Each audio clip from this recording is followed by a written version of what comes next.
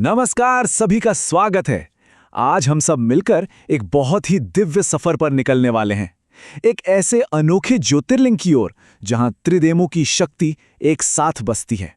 और जानते हैं, यही वो पावन धरती है जहां से दक्षिण भारत की गंगा यानी गोदावरी नदी का जन्म हुआ। ओम त्र्यंबकेश्वराय नमः। चलिए आज भारत के 12 ज्योतिर्लिंगों में से एक श्री त्र्यंबकेश्वर की महिमा को जानते हैं। देखिए, ये सिर्फ एक मंदिर नहीं है, ये तो वो दिव्य केंद्र है, वो सोर्स है जहां से पवित्र गोदावरी नदी धरती पर आई। पता है त्र्यंबकेश्वर की सबसे अनोखी, सबसे अद्भुत बात क्या है? ये दुनिया का एकमात्र ऐसा ज्योतिर्लिंग है जहां त्रिदेव एक साथ हैं। हाँ, यहां भगवान शिव के साथ साथ ब्रह्मा जी और विष्णु जी भी लिंग रूप में ही विराजमान हैं। चलिए इस पवित्र भूमि के रहस्यों को और करीब से जानते हैं, है ना? तो आज के इस सफर में हम क्या-क्या देखने वाले हैं? सबसे पहले एक छोटा सा परिचय, फिर हम चलेंगे गौतम ऋषि की उस मशहूर पौराणिक कथा की ओर। उसके बाद मंदिर की बनावट और उस अनोखे ज्योतिर्लिंग को देखेंगे। वहां की पूजा और त्योहारों के बारे में भी जानेंगे। और हाँ, आखिर में उन लोगों के लिए कुछ जरूरी जानकारी भी होगी जो यहां आने की सोच रहे हैं।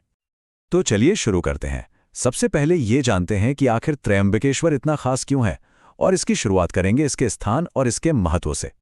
तो देखिए, त्र्यंबकेश्वर महाराष्ट्र के नासिक जिले में है और ये हमारे 12 पावन ज्योतिर्लिंगों में से एक है। इसकी लोकेशन ही इसे बहुत खास बना देती है। ये ठीक ब्रह्मगिरी पर्वत के नीचे बसा है, जहां से पवित्र गोदावरी नदी निकलती है। और जैसा कि हमने अभी बात की, इसकी सबसे बड़ी पहचान इसका 3 मुखी होना, जो ब्रह्मा, विष्णु और महेश तीनों का प्रतीक है। कहते हैं ना, हर पवित्र जगह के पीछे एक कहानी होती है। तो अब बारी है उस पौराणिक कथा की, जिससे सिर्फ इस मंदिर का ही नहीं बल्कि गोदावरी नदी के जन्म का राज भी जुड़ा है। ये कहानी है गौतम ऋषि की। तो कहानी कुछ यूं है कि बहुत समय पहले यहाँ गौतम ऋषि अपनी पत्नी अहिल्या के साथ रहते थे। उनका तप इतना प्रबल था कि उन्हें वरदान मिला हुआ था कि उनके आश्रम में कभी अनाज और पानी की कमी नहीं होगी, चाहे बाहर कितना भी बड़ा अकाल पड़ जाए। अब इसी बात से कुछ दूसरे ऋषि उनसे जलने लगे, तो उन्होंने एक साजिश रची। भगवान गणेश की मदद से एक मायावी गाय बनाई और उसे ऋषि के खेत में भेज दिया। जैसे ही गौतम ऋषि ने उसे हटाने के लिए थोड़ी सी घास छुआई, वो गाय वहीं मर गई। बेचारे ऋषि पर गौ हत्या का झूठा पाप लग गया। अब इस पाप से छुटकारा पाने के लिए ऋषि ने भगवान शिव की बहुत बहुत कठोर तपस्या की, और उनकी भक्ति देखकर शिवजी प्रसन्न हुए और उन्होंने गंगा को धरती पर भेजा, जो यहाँ गोदावरी कहलाई। और इसी नदी के पवित्र जल से गौतम ऋषि पाप मुक्त हुए। और कहानी का सबसे सुंदर मोड़ यहीं आता है। गौतम ऋषि, सभी देवताओं और खुद गोदावरी नदी ने भगवान शिव से प्रार्थना की कि वो यहीं निवास करें। महादेव ने उनकी प्रार्थना स्वीकार की और वहीं ज्योतिर्लिंग के रूप में बस गए।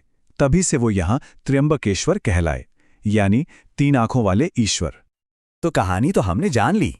अब चलिए उस भव्य मंदिर को देखते हैं जहां आस्था और वास्तुकला का इतना खूबसूरत संगम देखने को मिलता है।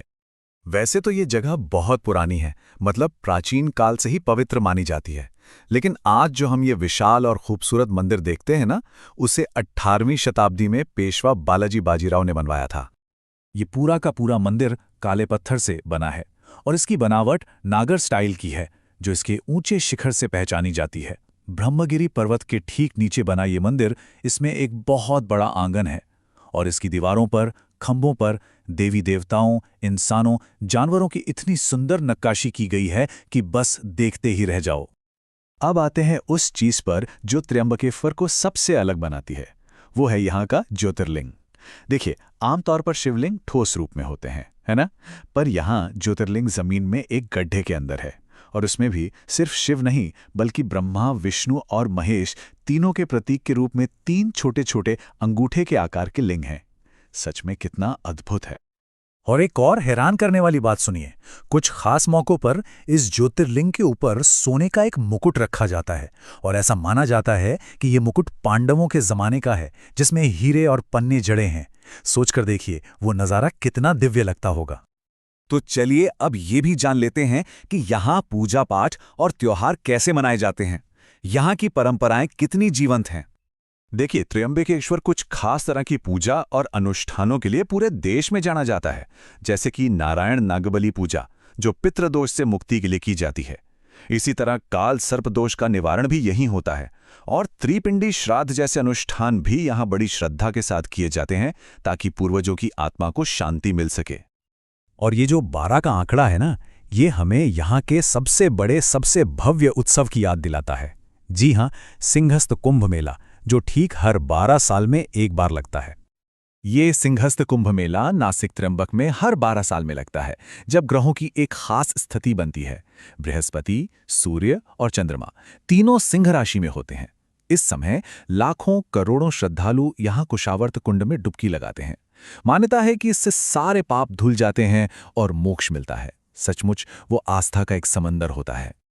तो अगर ये सब सुनकर किसी का मन हो रहा है इस दिव्य स्थान पर जाने का, तो उनके लिए कुछ काम की जानकारी यहाँ है। तो सबसे पहली बात, ये नासिक शहर से लगभग 30 किलोमीटर दूर है। नासिक रोड रेलवे स्टेशन से आपको बस या टैक्सी बड़े आराम से मिल जाएगी। वैसे यहाँ आने का सबसे बढ़िया समय अक्टूबर से मार्च के बीच माना जाता है।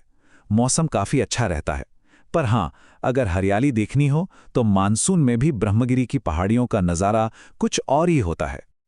कुल मिलाकर त्र्यंबकेश्वर की यात्रा का जो आध्यात्मिक फल है वो बहुत गहरा है। ऐसी अटूट श्रद्धा है कि इस पवित्र ज्योतिर्लिंग के दर्शन करने भर से ही सारे पाप धुल जाते हैं और मुक्ति का रास्ता खुल जाता है। तो देखा, त्र्यंबकेश्वर सिर्फ एक मंदिर नहीं है, ये तो आस्था, इतिहास और प्रकृति का एक ऐसा संगम है जो हमारी आध्यात्मिक विरासत को और भी अनमोल बनाता है। इसी प्रार्थना के साथ आज का यह सफर यहीं समाप्त करते हैं। हर हर महादेव।